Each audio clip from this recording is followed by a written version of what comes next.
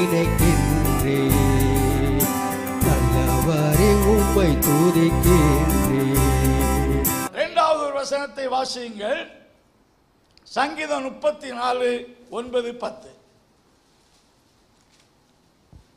கர்த்தருடைய பரிசுத்தவான்களே, அவருக்கு பயந்திருங்கள், அவருக்கு பயந்தவர்களுக்கு குறைவில்லை. 10 வாசிங்க.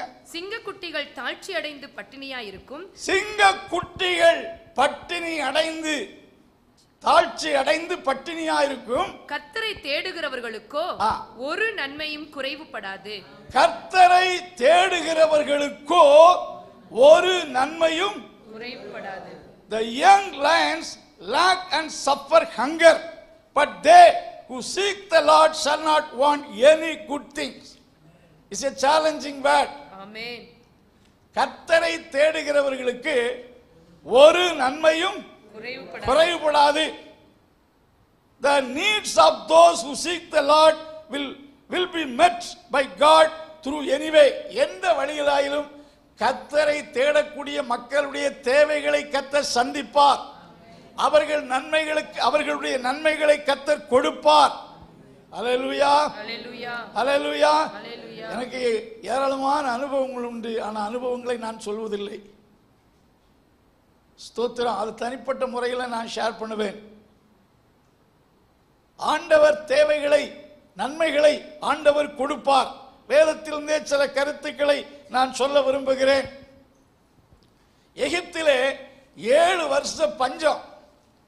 அநேக தங்கள் சொத்துக்களையும் ஆடு மாடு மிருக ஜீவன்களை விற்று தானியங்களை வாங்கி புசித்து ஒண்ணுமே இல்லை என்று ராஜாவிடத்தில் கையேந்தி நின்றார்கள்.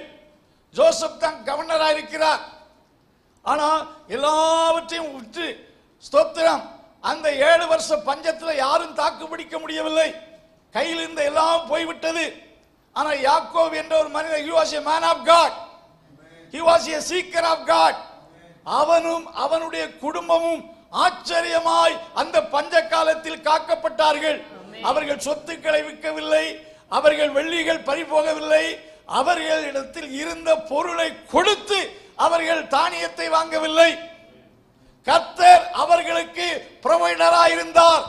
In the time of great famine, God supported to them. எப்படி என்றால் அங்கே இந்த சமூகம் நமக்கு தெரியும். அங்கே யோசேப்பு இருக்கிறார். அங்கே யோசேப்பின் மூலமாய் அந்த பஞ்ச காலம் தீருகிற வரைக்கும் இவர்களுக்கு தானிய பஞ்சம் இல்ல, ஆகார பஞ்சம் இல்ல.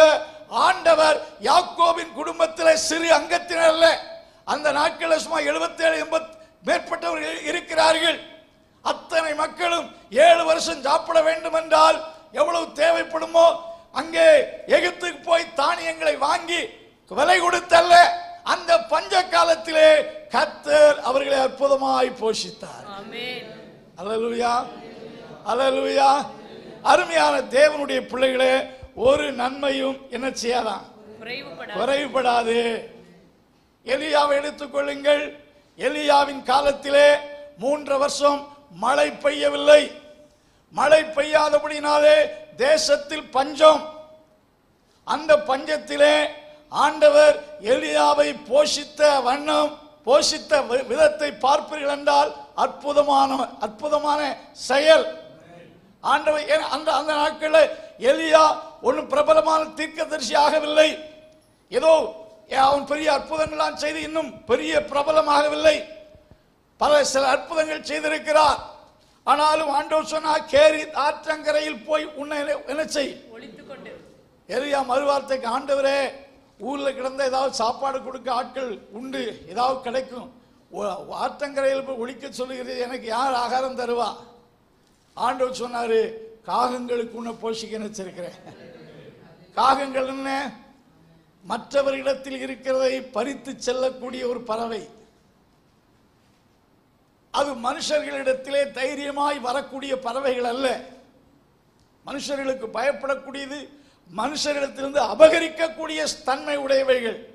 அப்படிப்பட்ட காகங்களுக்கு நான் கட்டளையிட்டிருக்கிறேன், காலையும் மாலையும் அப்பத்தையும் இறைச்சியையும் கொண்டு வந்ததாம். அல்லேலூயா. 1 நாள் அல்ல, 2 நாள் அல்ல, அந்த ஆற்றுல தண்ணி வற்றி போகிறோம். ஆற்று தண்ணி ஒரே நாள்ல வற்றாது. ஸ்தோத்திரம். அநேக நாட்கள், பல மாதங்கள், பல நாட்கள், அநேக நாட்கள் ரெகுலராக காலையில் அப்பம் கொண்டு வரும், அப்பமும் இறைச்சியும் கொண்டு வரும், சாயங்காலம் அப்பமும் இறைச்சியும் கொண்டு வரும். அவைகளை சாப்பிட்டு விட்டு தண்ணீரை அவன் பருகி சாப்பிட்டு அங்கே ஒளித்து கொண்டிருந்தான். எலியா இருந்த இடம் யாருக்குமே தெரியாது. இப்பொழுது தண்ணீர் வற்றி போய் விட்டது.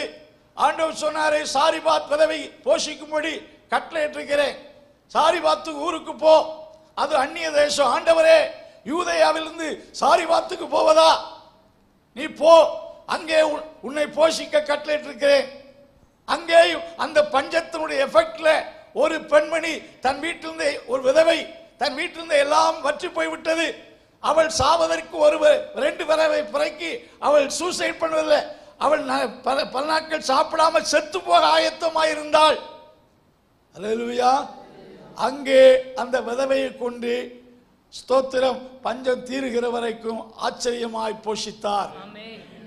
பின்பு தேவதூதன் மூலமாய் போஷித்தார். ஆண்டவர் அற்புதமாக எந்த சூழ்நிலையிலும் தேவன் தம்முடைய பிள்ளைகளை நடத்த முடியும். நன்மையானதை தருவார், தீமையானதை தரமாட்டார். நீங்கள் அனுபவிக்கும்படி சகல தேவையான நன்மைகளை தருவார். If you seek your God, He will supply all your needs. He will satisfy you. கர்த்தர் உங்களை திருப்தியாக்கத்தக்க நன்மைகளை தருவார். காலங்கள் மாறலாம், அரசாங்கம் மாறலாம், கர்த்தர் மாறாதவர். அல்லேலூயா. Do you seek the Lord sincerely? ஆண்டவர் சொல்கிறார், என்னை தேடுங்கள், அப்பொழுது பிழைப்பீர்கள்.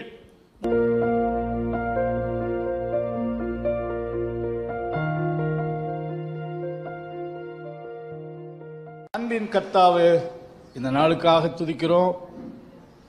இந்த கொடுக்கப்பட்ட இந்த வார்த்தைகள் நம்முடைய பிள்ளைகளுக்கு ஆசீர்வாதமாக இருப்பதாக, இந்த வாரத்தின் நாட்கள் ஆசீர்வாதமாக இருப்பதாக, ஆண்டவருடைய கிருபை யாவரோடு இருப்பதாக. இயேசுவின் நாமத்தில் ஜெபங்கள் நல்ல பிதாவே.